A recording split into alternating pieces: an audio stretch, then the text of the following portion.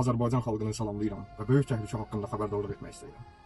2025-ci ilin noyabrın 3-dən 6-sına qədər Azərbaycanda sayı 500-dən çox olan Siyonist cühudlarının konfransı gözlənilir.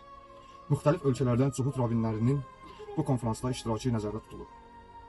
Doğma yurdumuzda qeyrətli kişilərin, dindarların, ruhanilərin zindana şərlənib atılmasının pərdə arxası planları gün işığına çıxır.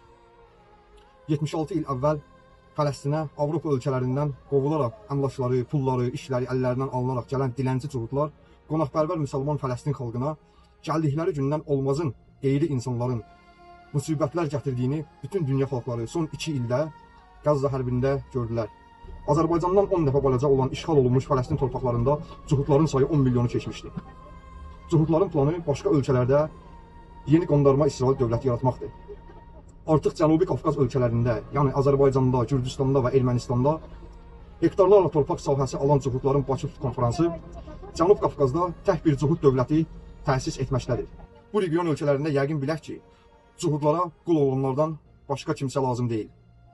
Dünyada 15 milyon Fələstinli xalqının yalnız 5 milyonu işğal altında olan Fələstində yaşayırsa, 10 milyonu dərbədiyardır.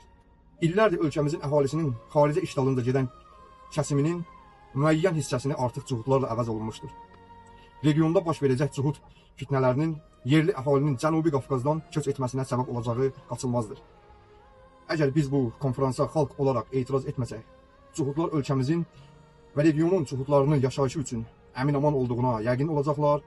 Bilin ki, bugün qorxudan səsimizi çıxartmasaq, sabah qanımızı tökərək bizi sürgün edəcəklər.